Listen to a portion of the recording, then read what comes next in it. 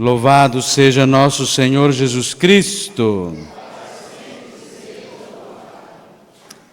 Muito bem, vamos começar este domingo centrados na ressurreição. Tomar água porque a voz ontem ficou mais forçada, né?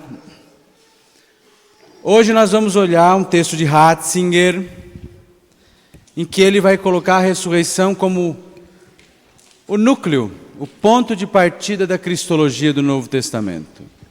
Se Cristo não ressuscitou,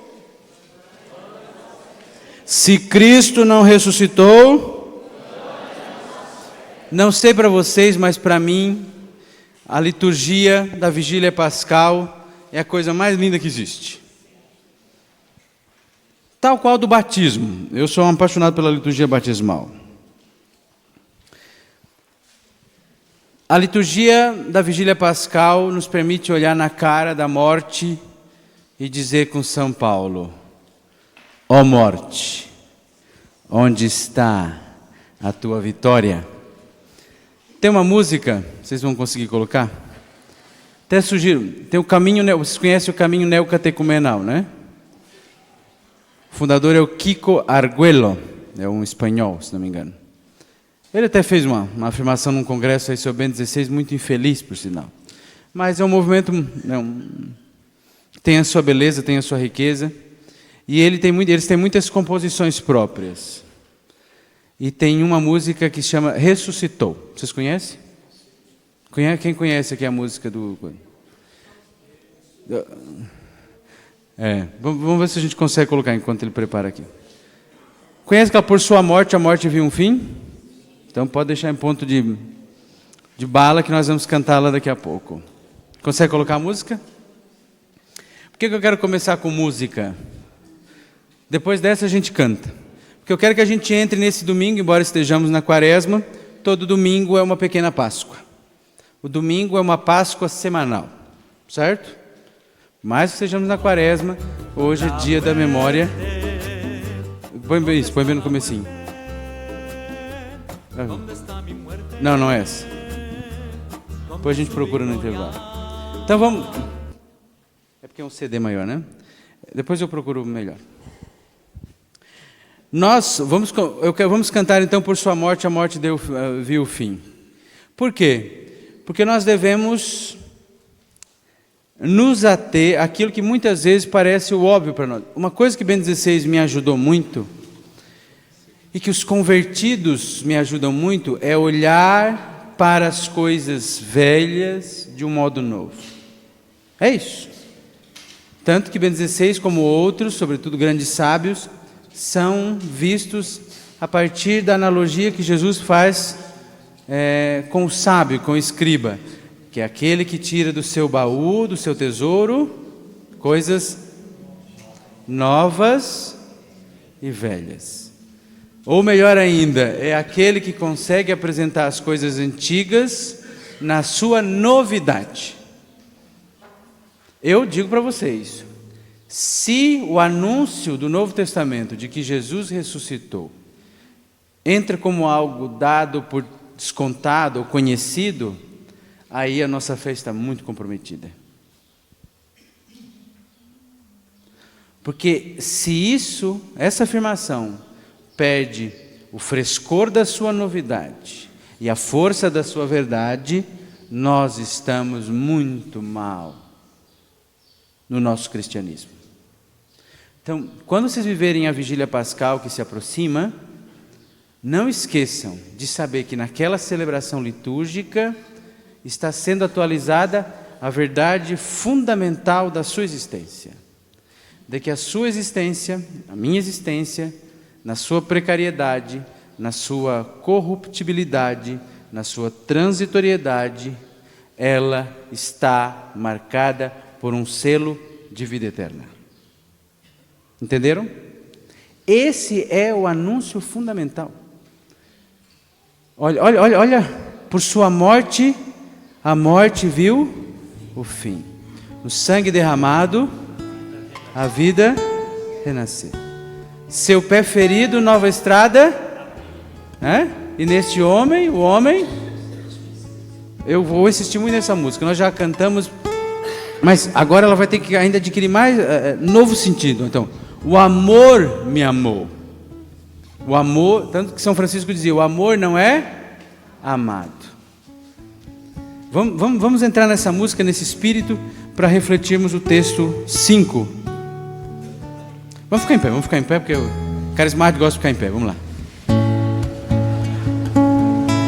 Dá uma coceirinha. Coceirinha boa, né? Por sua morte, a morte viu o fim, no sangue derramado a vida renasceu. Seu pé ferido, nova estrada abriu, e neste homem, o homem, enfim se descobriu. Meu coração me diz, o amor me amou, e se entregou. Força. Jesus ressuscitou. O que passou? Passou a escuridão, o sol nasceu. Quem triunfou? A vida triunfou. Jesus ressuscitou. Jesus me amou e se entregou por mim. Os homens todos podem o mesmo repetir. Não temeremos mais a morte, a dor, e o coração humano em Cristo descansou. Meu coração me diz, o amor me amou, e se entregou por mim. Jesus ressuscitou, passou a escuridão, o sol nasceu, a vida triunfou, Jesus ressuscitou.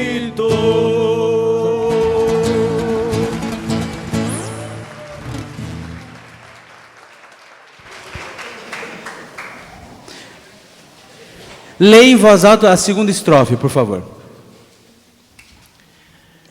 Jesus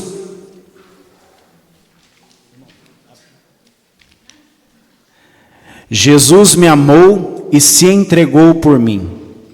Os homens todos podem o mesmo repetir.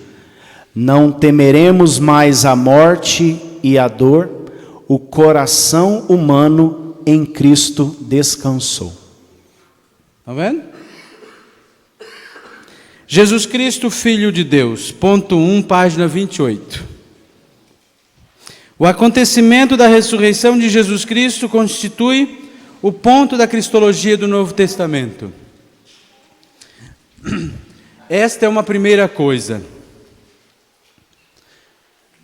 que a gente não pode esquecer. Embora houvesse grupos como os fariseus que admitissem a ressurreição dos mortos, certo? A ressurreição dos mortos, como Jesus a anunciou, era totalmente inaudita, novidade. Você vai ver na história das religiões divindades que morrem e renascem, mas um renascimento não é morte, não é ressurreição, certo? Um reavivamento não é morte, não é ressurreição, mas é uma volta à vida. Lázaro ressuscitou?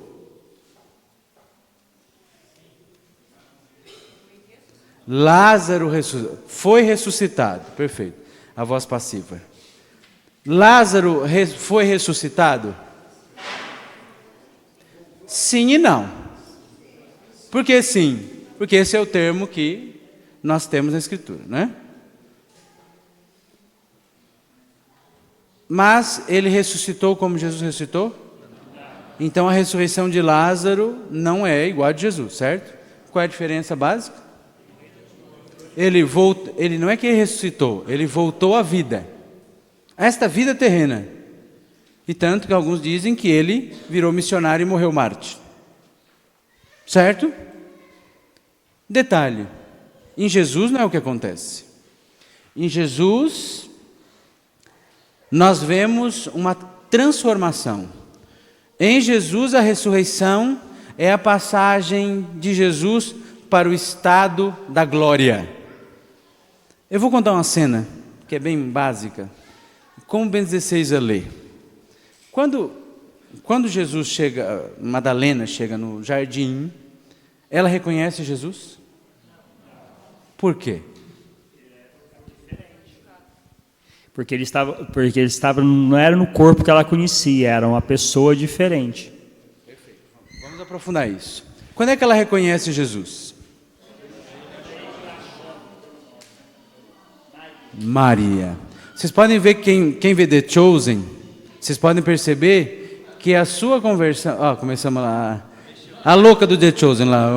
Quer dizer, perdão Maria Cecília, desculpa. É que foi o modo como eu memorizei, fica tranquila. Eu sou o louco do Bento XVI, então fica tranquilo, não tem? O meu bispo, faz 2, 3 dias, ele disse assim... tu que é o bentólogo. É meu bispo novo, se é assim que dizem, amém, eis-me aqui. Como é que acontece, Maria Cecília, o encontro de Jesus? Quando é que ela fica impactada? Quando ele olha para ela e diz assim, Maria, não é? Eles captaram muito bem isso. E ela achou que Jesus era quem? O jardineiro. Qual é o sentido de achar que Jesus é o jardineiro? Por que não pedreiro, carpinteiro, eletricista ou encanador?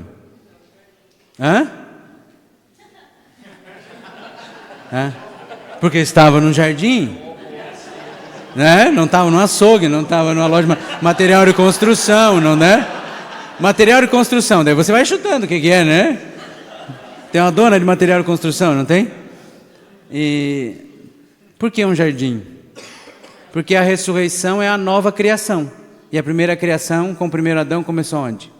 No jardim. Certo? Eu brinco com isso? Brinco não.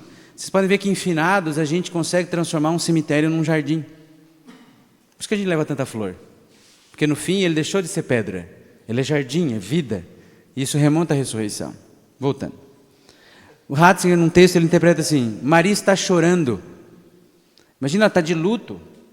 Com os olhos marejados, a gente não vê nada direito, em primeiro lugar. Segunda coisa é que não é que simplesmente o corpo de Jesus estava diferente e ela não conseguia vê-lo direito. Ela não reconhece, ou seja, ela não volta a conhecer Jesus, porque Ratzinger vai dizer, porque o corpo de Jesus não está mais no domínio deste mundo, ele está no âmbito da glória.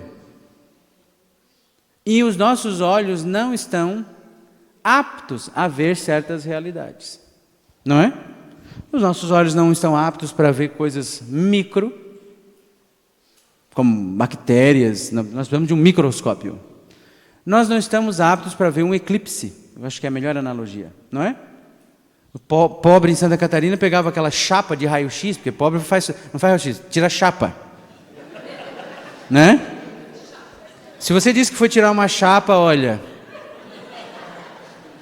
tenho certeza que quando você nasceu não tinha internet, não tinha TV a cores, e o meio de transporte era tração animal, não era, eu acho que, gasolina, não quer dizer nada. No Santa Catarina a gente coloca a chapa assim para ver o eclipse. Por quê? Porque nossos olhos não estão adaptados para ver aquela realidade. Você precisa de uma mediação, uma ajuda. Maria Madalena com Jesus salva as proporções e as analogias, passa pela mesma experiência, tanto que ela, depois de ouvir, que a voz é inconfundível, né? Depois de ouvir, ela reconhece, porque os olhos dela ainda estão se acostumando àquela realidade que é muito superior àquilo que a capacidade da vista dela permite. E chegamos aí ao ponto central. Não foi uma aparência, como muitas heresias quiseram dizer, mas ali está o que Ratzinger vai dizer, que esse núcleo fundamental. Com isso, ele vai dizer, letra A, ponto 1, letra A, que com a sua ressurreição, confirmando ali o que está antes, né? Deus se coloca ao lado de Jesus, contra as tendências do seu tempo, contra aqueles que não acreditavam nele, contra aqueles que se escandalizavam com o seu discurso. Deus dá a razão, vamos dizer assim, e a última palavra ao seu Filho. E, com isso, ele acaba com algumas formas de messianismo. O messianismo político, porque a ressurreição estava fora dos esquemas. Qualquer coisa que se podia esperar por ressurreição, em Jesus vai muito além. Porque em Jesus, ressurreição não é só que mortos voltem à vida. Em Jesus, a ressurreição é quando um corpo sai do domínio, vamos dizer assim, desse confinamento dentro das leis da matéria e passa para uma realidade eterna, permanente e incorruptível. Essa é a singularidade. Tanto que vocês podem perceber nos evangelhos, quando Jesus começa a falar em ressurreição dos mortos, os apóstolos não entendem. Tem textos bíblicos que dizem explicitamente que os apóstolos começaram a ficar confusos com a ideia da ressurreição. E sabe por que isso está ali? Porque muitos vão dizer que a ressurreição é uma ideia dos apóstolos, que, muito frustrados, tristes, abatidos pela morte de Jesus, criaram a ideia de um Jesus ressuscitado, para dizer que ele estava vivo. Veja, mas o próprio texto diz que essa ideia não surgiu deles e para eles ela era incompreensível, era inconcebível. Esse é o detalhe. Os apóstolos não criaram a doutrina da ressurreição, porque quando eles passaram a ouvi-la pela primeira vez, aquilo lhes pareceu completamente inconcebível. Estava muito além daquilo que eles poderiam imaginar. Tanto que Jesus vai, ontem a gente leu, né? Eu sou Messias, mas saiba de uma coisa, o Filho do Homem vai ter que morrer, vai sofrer, vai morrer e vai ressuscitar o terceiro dia. Ali eles, tanto que é o primeiro anúncio da paixão. Eles já estão caminhando. Então, não tem nenhuma possibilidade de que isso seja uma ilusão coletiva criada pelos apóstolos. Não é uma invenção. Certo? Vamos lá. Letra B. A sua pretensão de soberania é a razão pela qual foi condenada à morte.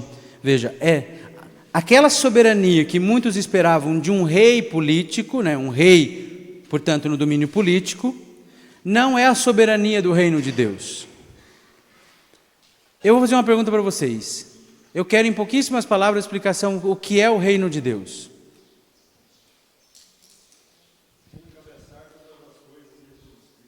Certo, que mais? Quem leu Jesus de Nazaré ainda vai ter mais informações. Jesus Cristo é o reino de Deus. Quando ele diz o reino de Deus está próximo, ele está dizendo de outro jeito: eu estou próximo de vocês. O reino de Deus já chegou. Sim, ele está ali. Alto Basileia. Sabe que Basileia é reino. Portanto, Basílica é a casa do imperador. Certo? É o palácio. A Basílica de Latrão, vocês sabem que era um palácio imperial. Comecem a perceber isso. Jesus, o que é o reino de Deus? Um reino é onde se faz a vontade do rei, né? Em cima. Então, o reino de Deus, ou o reinado de Deus, é onde Deus é Senhor, é onde a vontade de Deus é feita. O que ele disse ontem, num dos textos que a gente leu? Eu não vim para fazer a minha vontade, mas a vontade daquele que me enviou. Ontem nós aprendemos com Ratzinger que a vontade de Jesus, a vontade humana, abraçou a vontade divina plenamente. Então, em Jesus, nele está a plena conformidade da vontade humana com a vontade divina. Então, nele se realiza em ato o senhorio de Deus, o reinado de Deus. Então, nele está o cumprimento do reino de Deus. Tanto que quando vem sua mãe e seus irmãos, como a Bíblia diz, vai dizer: os teus irmãos e tua mãe e teus irmãos estão aí fora. Ele diz assim: minha mãe e meus irmãos são aqueles que põem a palavra de Deus em prática. Ou seja, que fazem a vontade de Deus. São esses os membros da família de Deus. Claro, ele está falando da mãe dele como modelo dessa obediência. Número 2. Então, e com a ressurreição, Jesus inaugura a sua soberania. Então veja, Jesus vai aparecer, ponto 2, como o servo sofredor. O servo sofredor. Toda aquela discussão, quem é o servo sofredor, tem uma resposta em Jesus. Lá no livro de Isaías, para os israelitas, falava do servo sofredor enquanto povo. O povo sofre na mão de outros povos, é um povo perseguido, subjugado. Só que ali já vai se desenhando claramente que esse servo sofredor é uma pessoa, como eu já mencionei. Então, em Jesus está representado esse servo sofredor, no sentido, representado aqui, no sentido de presentificado. Ele está ali, está presente, ele encarna claramente aquele servo sofredor, que assumiu sobre si as nossas culpas. Então ali está esse Cristo. Então ele se torna um mártir, uma vítima sacrificial, não uma vítima como alguém que morreu porque não queria, mas é alguém que se deu. Ninguém tira a minha vida, eu a dou por mim mesmo. Ou seja, ele faz uma oferta, certo? A vida de Jesus, a entrega de Jesus na cruz é uma oferta. Não é um ato feito contra a sua vontade. Página 29.3. Então, se a ressurreição de Jesus inaugura esse senhorio permanente, a sua ressurreição confirma a fé na ressurreição. E essa fé na ressurreição, baseada em Jesus Cristo, que é o especificamente cristão, o elemento. Porque eu falei para vocês, falar ressurreição dos mortos era uma doutrina que circulava em alguns grupos, mas não como Jesus a concebia, e Jesus é a prova cabal, é o fundamento da nossa fé na ressurreição. Então, além de, vamos dizer assim, nos dar uma noção totalmente singular de ressurreição, a gente pode dizer, não, eu acredito na ressurreição não como uma hipótese teológica, eu acredito na ressurreição porque ela é um fato. Ele ressuscitou. Vou contar uma historieta que eu li uma vez. Vocês sabem que os orientais, os cristãos orientais, não são ortodoxos, vamos chamar de orientais, mas que fosse ortodoxo, eu não sei se a história se refere, qual igreja se refere. Mas eu li no livro uma vez que o governo soviético ia nas comunidades tentar catequizar as pessoas para o ateísmo. E eles chamavam os padres da localidade para escutar. Então ia lá o cara do Partido Comunista e ficava falando um tempão para doutrinar as pessoas para que elas seguissem o partido e abandonassem a fé cristã.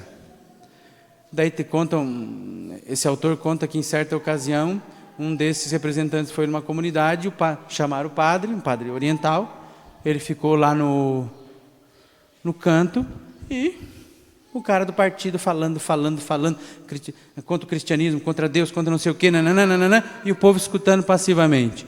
Quando terminou, o cara quis colocar o padre em maus lençóis e disse: padre, o senhor quer falar alguma coisa?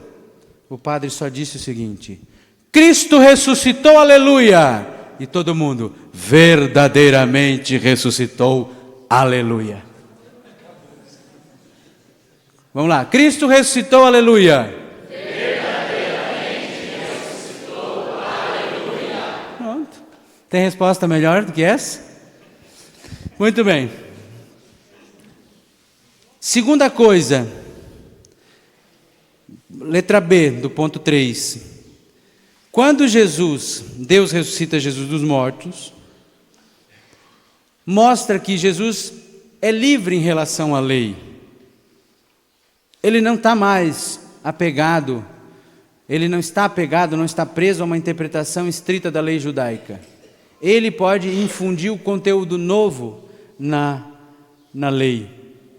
Tanto que ele dizia, eu não vim abolir a lei e os profetas, mas eu vim levá-los a pleno cumprimento. Ponto 4. Então, o direito à soberania de Jesus se revela no fato de que ele é apresentado pelo credo depois, né, mas apresentado como sentado à direita do Pai. Ali, o fato de estar junto de Deus, de ser Deus, mostra o seu caráter de Messias, de Cristo e de Filho. Ponto 5. A fé da igreja nascente, para a fé da igreja nascente, esta consciência era constitutiva. Ou seja, a igreja nasce da fé na ressurreição.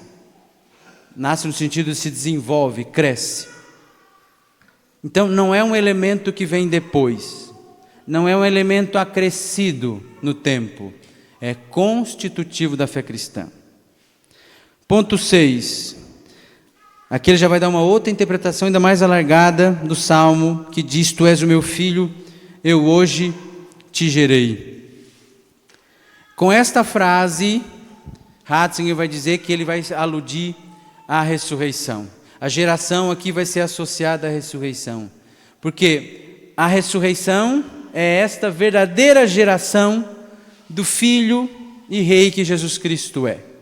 Na ressurreição, a sua soberania é confirmada, o seu messianismo é confirmado e a sua filiação é confirmada. Ali há o atestado, o selo de Deus dizendo: este é o meu filho. Este é o meu filho. Em quem ele colocou todo o seu cuidado, todo o seu zelo, todo o seu amor. Ponto 7. Pegando o Evangelho de João, Ratzinger vai apresentar Cristo não só como alguém da linhagem de Davi, mas ele mesmo é a salvação de Israel, porque ele é a palavra. Ele não é simplesmente um rei, ele é a palavra de Deus. Ele não tem a palavra, ele é a palavra. Isso é uma coisa interessante, né? João Batista, como é que São João Batista se apresenta? Eu sou a voz. Ele é a voz, mas Cristo é a palavra. Ele é a voz, mas Cristo é a palavra. E Bento XVI vai dizer uma coisa muito bonita. Alguém até pode procurar, procurem quem está com o celular aí, procura Verbum Domini, Cristologia da palavra, Verbum Domini, Cristologia da palavra. Alguém procura aí, a gente mostra aqui já. Nesse tópico da exortação apostólica Verbum Domini, Ratzinger, Bento XVI, fazendo eco aos padres conciliares, vai dizer: Jesus é a verdadeira palavra de Deus. Porque a gente diz, a Bíblia é a palavra de Deus. Isso a gente só diz por analogia, mas Cristo é o Logos divino. Cristo é a palavra de Deus. E o mais bonito é que nele a palavra então se faz carne, e nele a palavra não é só um conteúdo, é carne. E por ser carne ela tem um rosto. Aí Bento XVI vai propor uma cristologia da palavra. Pode prestar aqui. Uma cristologia, tem que colocar, Verbum Domini. Procure então Verbum Domini, é o ponto, aqui. Como é que diz que a gente vai ficando velho e o braço vai ficando curto? Procurem cristologia da palavra. Procura aqui no Sumar para mim que é muito pequenininho para eu enxergar. É 11? Clica lá no 11, então. Só para a gente ler, que eu acho que é um trecho bonito. Ele vai dizer uma coisa interessante, que em Cristo... Achou? Vamos ver. Em Cristo a palavra agora, ela não é só uma voz, ela tem um rosto. E se chama, achou? Jesus de Nazaré. Então, vamos pegar aqui. Não é fácil, né? A idade vai chegando. Daqui a uma semana eu faço 40.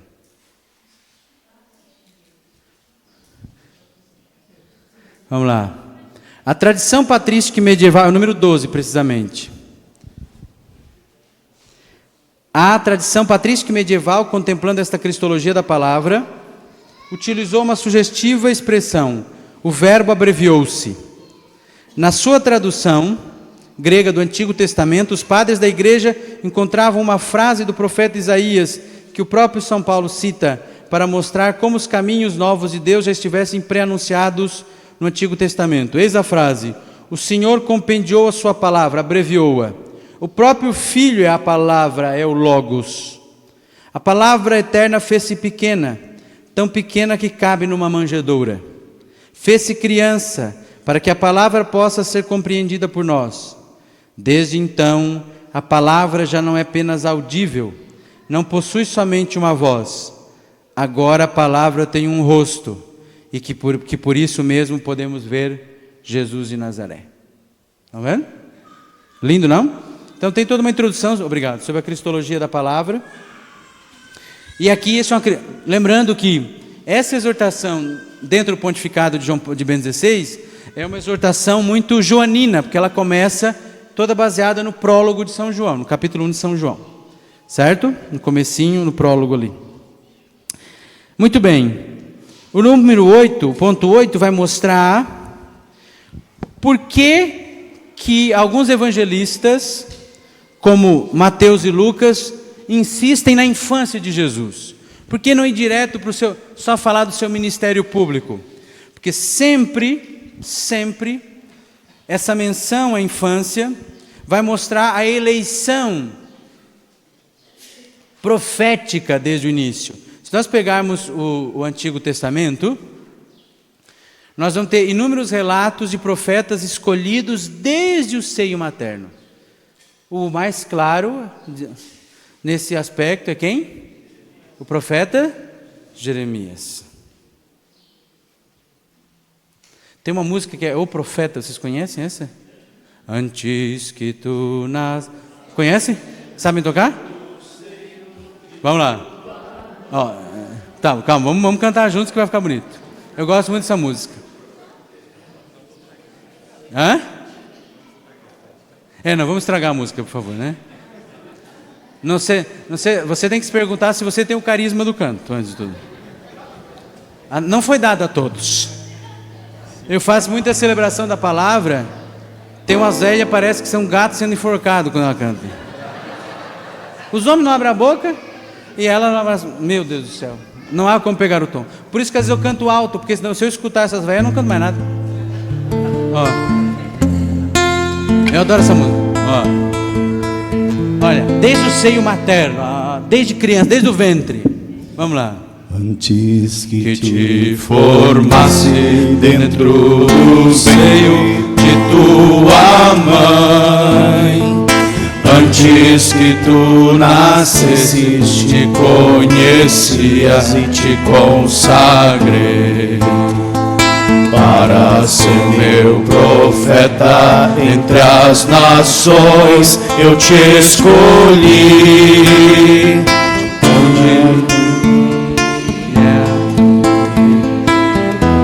Proclamará. Tenho que gritar, tenho que arriscar. Ai de mim se não faço. Como escapar de ti? Como calar se tua voz arde em meu peito? Vamos pegar o tom certo? Vai na segunda estrofe, vai lá.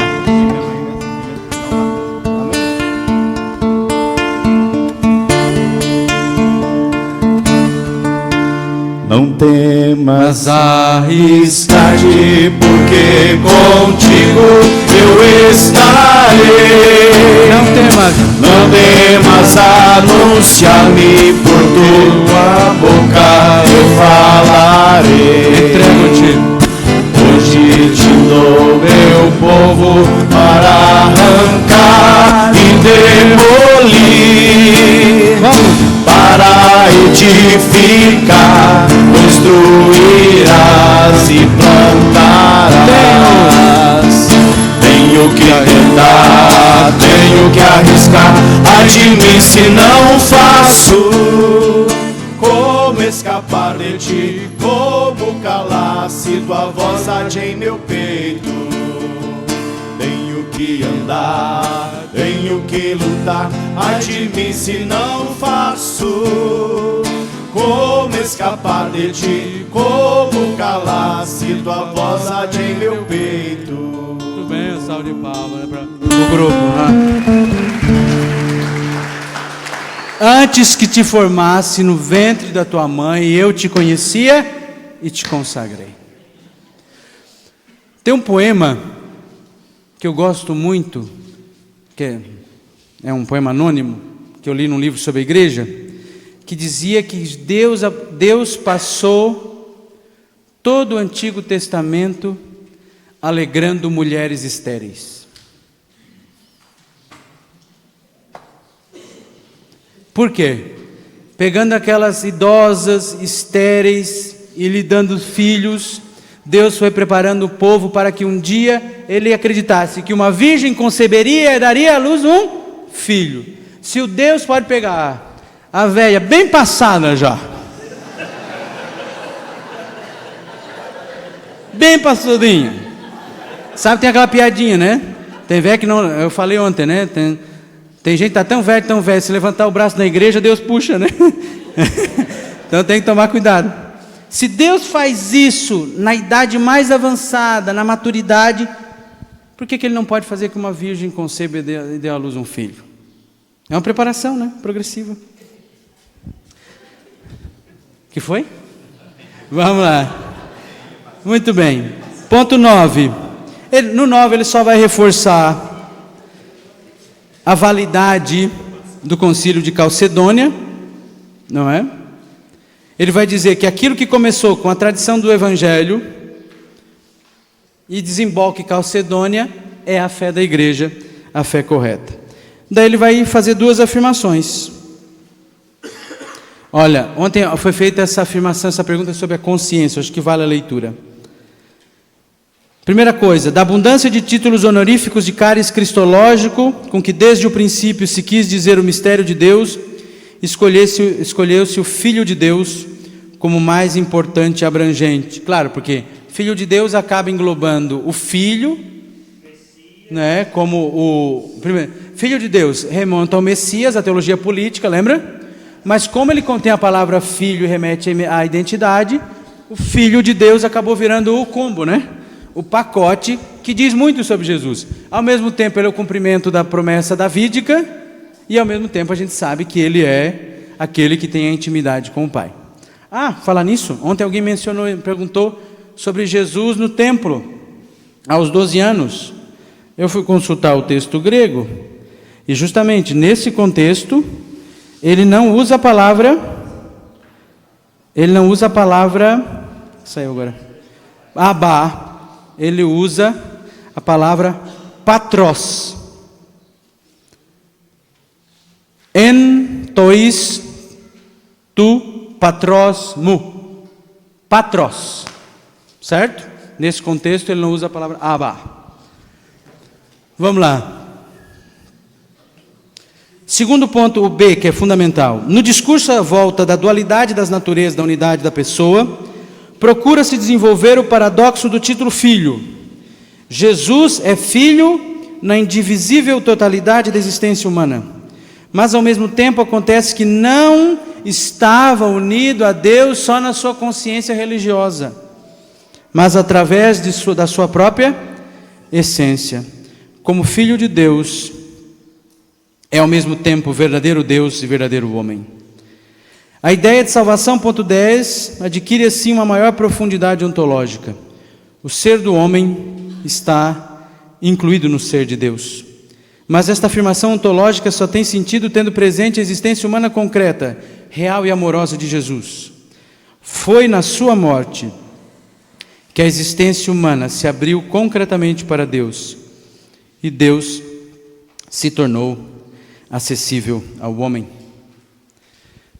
Alguma dúvida até aqui?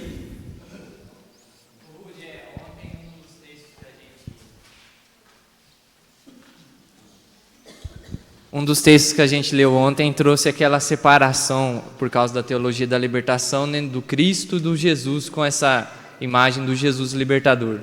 A pergunta minha é, de acordo com o texto de agora, se essa noção de Jesus libertador que a teologia da libertação defende, ela deturpa esse sentido da ressurreição de Jesus Cristo também.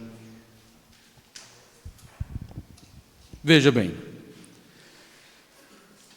há de se tomar cuidado, e eu faço essa afirmação com muita tranquilidade, até porque meus estudos recentes estão bem voltados para a teologia da libertação. Eu comecei a desenvolver um projeto de pós-doutorado sobre isso agora.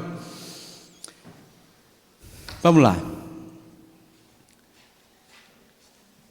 O que eu percebo muitas vezes é que a dimensão da ressurreição vai ficando em segundo plano, porque ela diz respeito, vamos dizer assim, a um pós-vida, né? Não fala pós-morte, mas é o pós-vida, né? Diz respeito a uma dimensão que transcende a tudo aquilo que é a materialidade. Então, em termos bem simples, não quer dizer que Cristo ressuscitado desapareça nas teologias da libertação. E também existem diversos autores. A teologia da libertação não é um bloco unitário. Então, cada um vai tratar da ressurreição de um modo. Alguns vão confessar a ressurreição factual, tal como está no Evangelho, e outros já vão começar a lhe dar sentidos mais simbólicos, né? Que vence a morte, a opressão, a vida, e daí titubeiam para dizer, não, Jesus factualmente ressuscitou. Então, depende muito do autor. A grande questão que é o perigo do desequilíbrio. Você pode ter como um fato, um dado de fato, que Jesus ressuscitou, e não dar grande importância para isso. Entendeu? É a questão do peso atribuído. Porque eu posso dizer que Jesus ressuscitou e ser um teólogo da libertação tranquilo. Por quê? Porque o meu foco não vai ser alimentar nas pessoas a esperança na ressurreição. Vai ser nutrir nas pessoas aquilo que eu leio como teólogo da libertação, se assim o fosse, como uma indignação de Jesus frente à opressão do sistema. Então a ressurreição vai ser só o fruto de um caminho de múltiplas libertações. Então, ele buscou a libertação contra a opressão, a libertação contra a pobreza, né? No fim, enfim, tem a grande libertação, que é a libertação da morte. Mas tem muitas libertações antes que interessam mais na prática, né? Ressurreição depois, aquela coisa assim, né? Tanto que muitos vão defender a ressurreição na morte. Leonardo Boff é a nossa ressurreição na morte. Vocês sabem que isso não é doutrina católica, né? Não é, claro. E Ratzinger é um grande defensor de nossas escatologias. Só não faz sentido algum você dizer que a ressurreição se dá no ato da morte. Tanto que a Escritura é abundante em separar a morte do momento da ressurreição, que vai acompanhar o juízo universal. Por isso que a doutrina fala de juízo particular e juízo universal. Certo? O que eu estou dizendo é o seguinte, em termos muito simples. Numa cristologia da libertação, você pode, e muitos vão falar de forma muito ambígua, você pode falar da ressurreição, mas ela só vai ser, muitas vezes, mais uma forma de libertação. Ou a forma de libertação maior, né? Enfim, derradeira, coerente. Não é?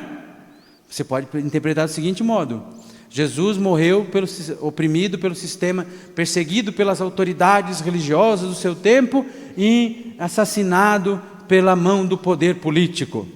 E ainda assim Deus o fez vitorioso.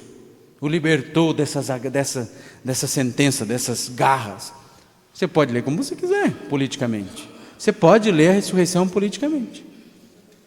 Mas você vai ver, não vai ser uma libertação, ela é uma libertação, pode ser a mais alta, mas na prática, a preocupação não vai ser mirar na ressurreição. São nas outras libertações intermediárias, preliminares, né? Contra o poder, contra não sei o quê, contra a opressão religiosa, contra a fome, certo? Quanto mais materialista for a interpretação do teólogo, menos valor o fato de ressurreição vai ter para ele. Você resumiu bem o que eu falei. Exatamente. Então, se o seu olhar é esse, né, que, exagerando aqui, pode ser com o tempo um olhar muito cínico, muito mesquinho, né? Porque você tem a grande promessa, a grande resposta a toda interrogação humana. Pode ver que... Opa, obrigado. é sempre uma redução. Porque é aquela coisa assim, não, ó, você tem uma promessa de vida eterna. Ótimo, legal, que bom, mas eu prefiro, vou me preocupar aqui em trabalhar por habitação popular, por cesta básica. Claro que isso, uma coisa não exclui a outra, esse é o detalhe. O problema é o peso que você vai atribuir. Você também não pode dizer assim, eu vou esperar a ressurreição, ver a minha vidinha e ignorar as libertações intermediárias, vamos dizer assim. Mas, de fato, a ressurreição pode ser colocada em segundo plano. Você pode colocar a luz que quiser no texto bíblico, aí vai depender da ênfase que você quiser dar. Certo? Não. É isso? Muito bem. Alguma dúvida, alguma pergunta até aqui? Mais alguma coisa? Não? Então, estamos fazendo um longo caminho. Antes de entrar em Jesus de Nazaré, eu preciso tocar num ponto, que é um ponto litúrgico e eucarístico. Que eu acho que não seria fiel a Ratzinger se eu não entrasse nisso. Ele já aludiu a Eucaristia aqui. Se saírem vocês daqui e alguém lhes perguntar qual é o resumo da Cristologia de Ratzinger, qual seria a síntese de vocês? Que Jesus é Filho de Deus, ok? Como vocês resumiriam a Cristologia de Ratzinger?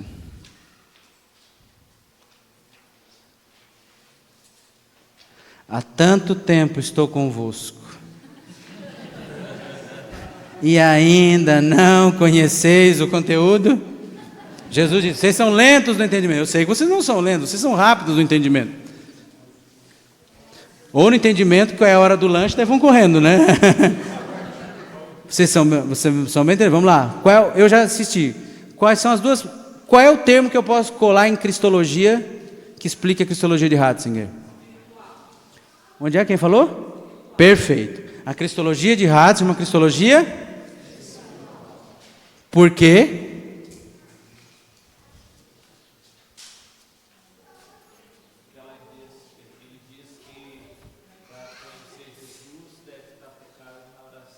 De Jesus.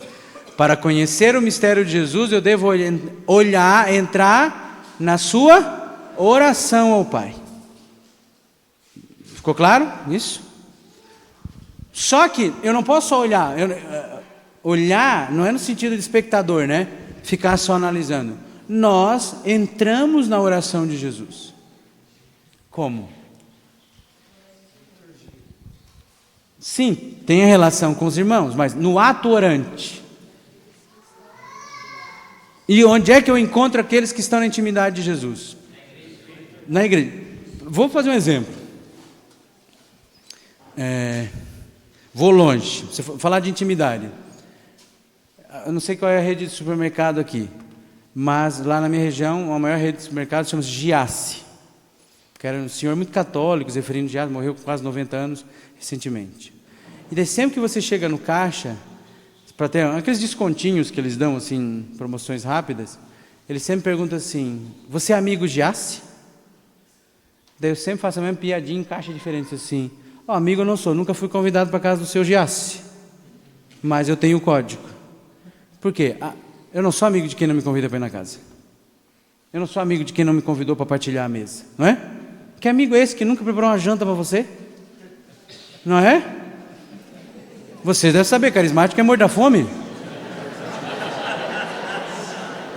Eu falei isso em voz alta de novo, ô senhor. Ué, não é?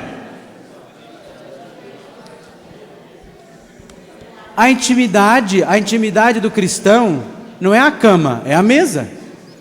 Não é? E o povo ainda é hipócrita, né? Passa o dia inteiro limpando a casa, arrumando. A pessoa entra, não repara, tá? Tá louco que repare. Chega à mesa, tem batata doce, batata inglesa, aipinha, maionese, farofa, cuscuz, carne de porco, carne de frango, ovo, não sei o que, não repara, é bem simplesinha, só uma coisinha, tá? Parece as bodas de Caná, você está esperando o que aqui? Mas é o que? Intimidade.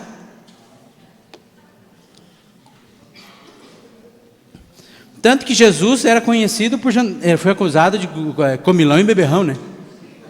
Viu? Vocês não estão sendo injuriados sozinhos.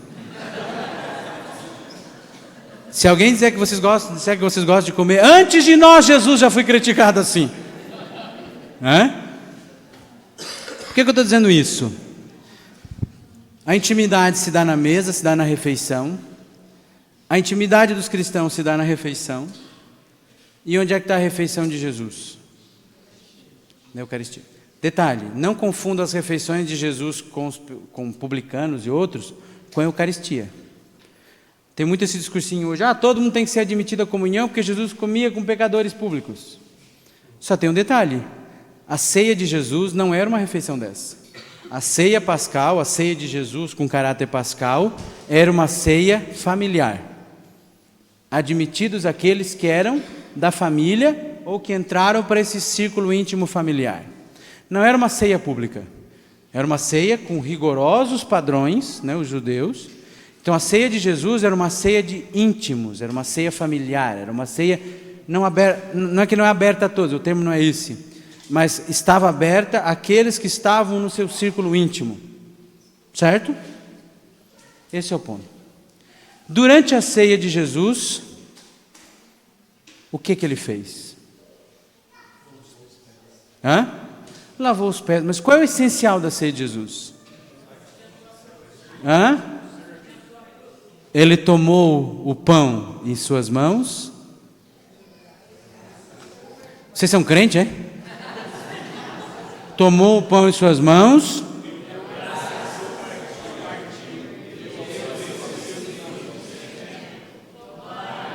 Agora já descobri que não são crentes, tá bom também. São alguns verbos. Tomou o pão, tomar. É o nosso ofertório. Deu graças. Euloguém. Que é elevar a ação de graça a Deus. Partiu, Cordeiro de Deus. Deu, comunhão. Quais são os verbos? Tomar, dar graças, partir e dar. Ficou claro? Eu quero me concentrar no verbo euloguém. Eucaristém. Eucaristia. Dar graças. E algumas orações eucarísticas, alguns textos vão dizer assim, ele pronunciou a bênção de ação de graças. Já ouviram essa expressão? Bênção de ação de graças. Esse dar graças, que não é agradecer é pouco para nós, é dar graças, era aquela típica oração judaica que primeiro ela faz uma memória, por toda a maravilha que Deus fez. É a Beracá. Esta Beracá judaica é aquela que diz o seguinte, vou dar um exemplo, tem uma mini Beracá no ofertório. O padre pega o pão e diz, bendito sejais, Senhor Deus do universo, ou como diria um bom judeu, né? Bendito sejas tu, Adonai, Senhor do céu e da terra, pelo pão que recebemos da vossa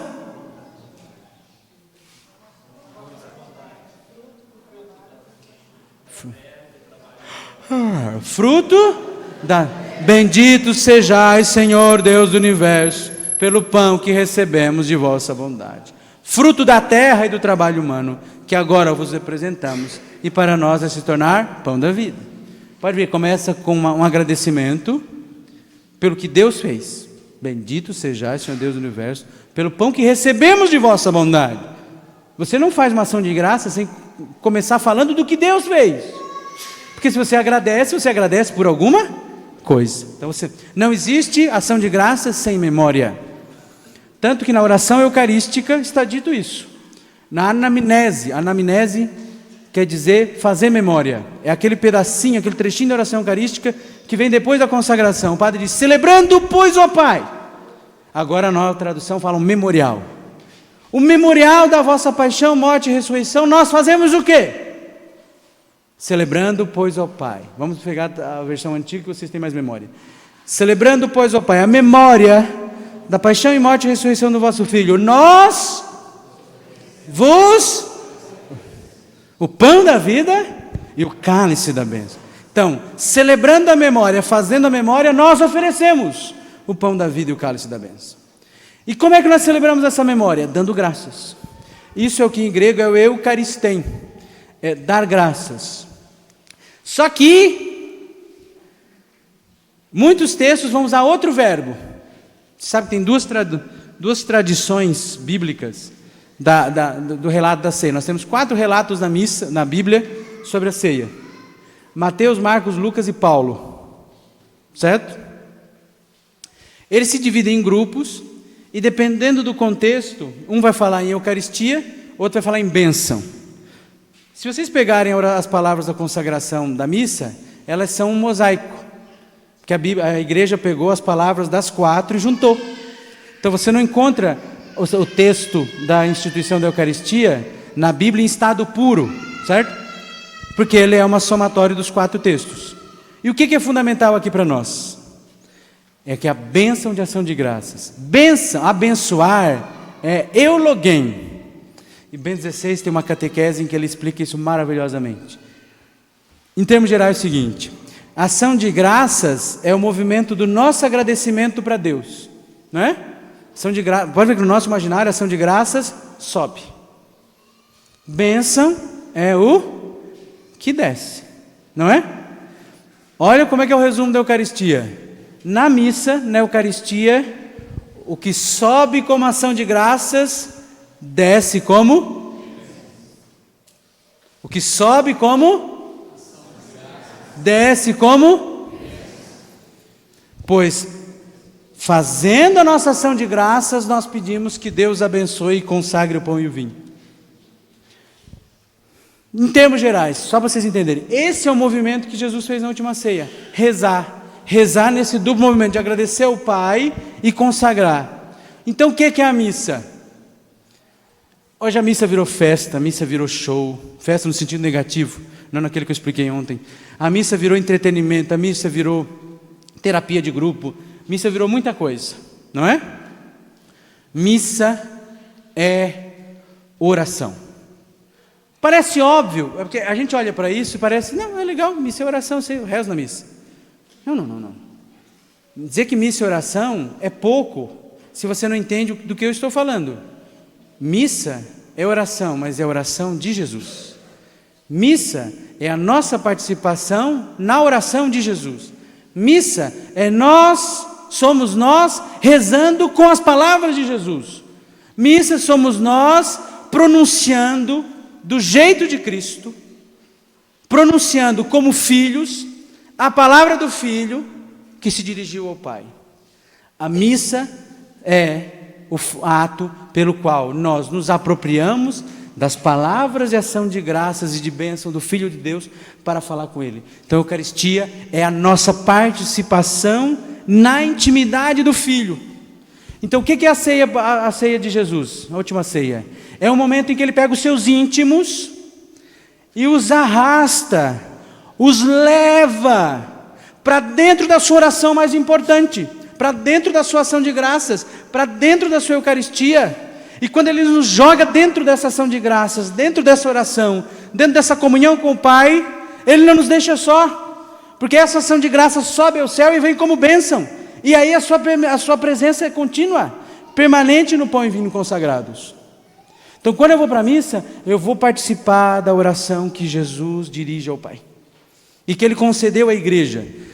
Na Eucaristia, Jesus concede à igreja a sua mais sublime oração. Por quê? É a oração que torna a sua presença permanente. Estão vendo a riqueza disso? Eu passo a morar, a habitar a intimidade de Deus.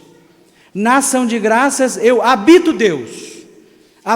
Eu sou colocado dentro dessa relação entre o Pai e o Filho no Espírito.